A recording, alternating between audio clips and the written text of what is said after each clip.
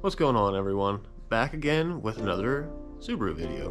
Alright, so finally managed to get that pin out. I did actually have to get told for it. Thankfully, Mr. Snap-on stopped at work and I was able to get this nice 3-foot pry bar off of him. And that really helped me get this pin out. So this thing, in my case, was a pain in the ass. Mainly because I did it wrong first, so don't forget about this pin if you drive the STI. Don't do what I did and forget about it. You're just gonna make it work a lot harder than it needs to be. But anywho, so after you get that little bastard out of there, like I said, it's down yonder. That little pin down there comes out of this hole right here, and then your shift clutch fork can, come free. And then hopefully now the engine can come back out. So I'm gonna get you guys back up on the head mount, and I'm gonna actually remove the engine this time. We're gonna get it out of the car, thankfully, and then hopefully do a teardown vid in another video and see what's going on with this thing, because I still don't know yet. Alright, so I got the starter laying here because for some reason I decided I didn't want to unhook it. I couldn't tell you why. But let's go ahead and see if this thing picks up.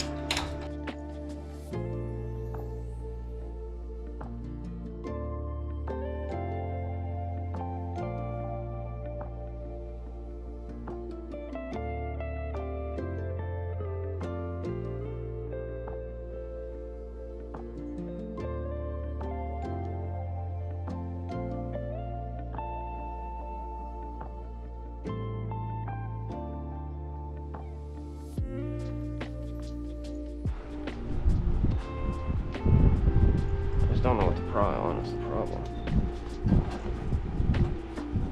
Maybe some dumbass wouldn't have left the damn starter in the way. Gotta see what the hell he's doing.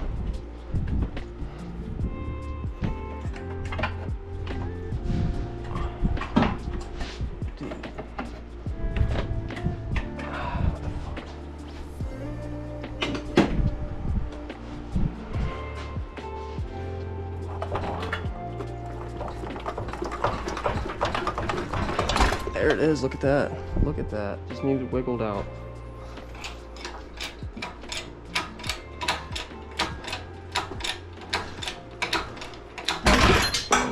I was gonna say I like to play this game called What Did I Forget to Unhook? And, well,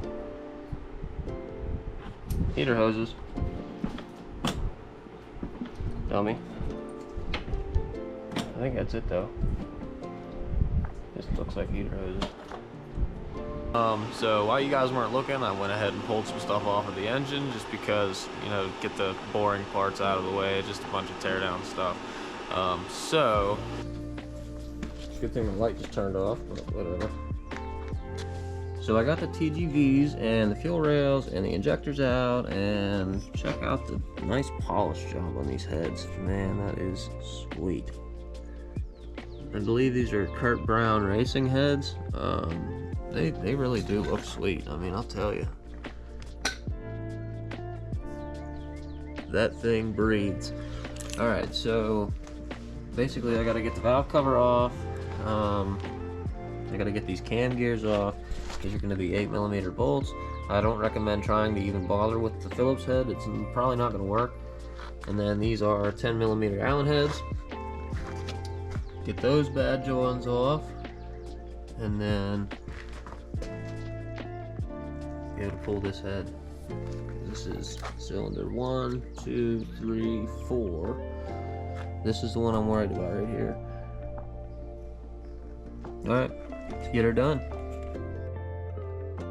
Just in case anyone's curious or has ever struggled trying to get these cam gears off, I don't remember where I learned this. I feel like I want to say the internet taught me this, but if you use an old timing belt around the cam gears and then use vice grips to pretty much lock the belt in place around something else, so neither this nor that can turn, you can get the nut out pretty effortlessly, honestly. I mean, hopefully it doesn't make me out to be a liar.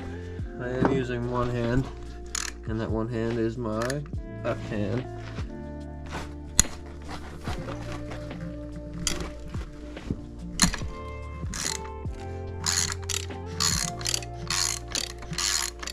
Had to put some ass into it. it came out. But yeah, that works fantastically. I'm going to use that for this one and these two as well. So yeah, just tips. And today we're going to look at the other engine that I have that's going to be going into this thing.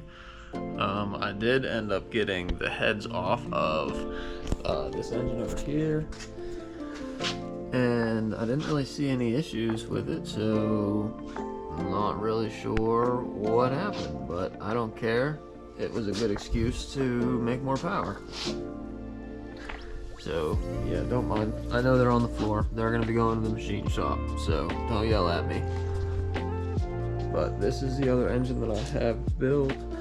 I built this a while ago and kind of just never did anything with it because I tried to port the heads and didn't know what I was doing, and I'm pretty sure they're not ever gonna make any power unless I fix them, so I gotta fix them. But tailmate headers, I did do the IAG oil pan, and it has the pickup and baffle as well. Currently debating on an intake manifold setup because I don't know, I just kind of want to do it. It has injector dynamic fuel rails, injector dynamic 1000cc injectors, Garrett GT3582R turbo.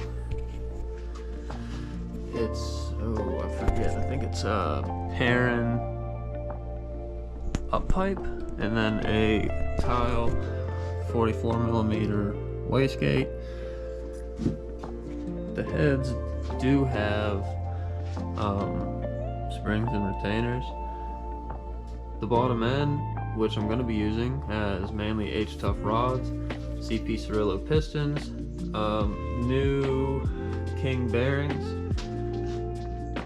and I did the work, so we're going to see what happens. But yeah, so my current debate is the intake manifold. I'm going to figure that out at some point.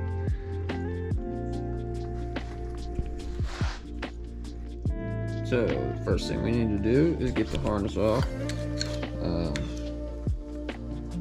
Looks like I already have that injector unplugged. I'm gonna go ahead and get this injector unplugged, get the ground wire off. There should be a throttle body on here, but there's not.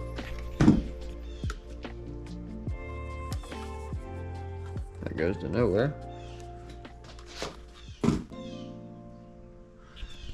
So I'm gonna go ahead and get all that stuff off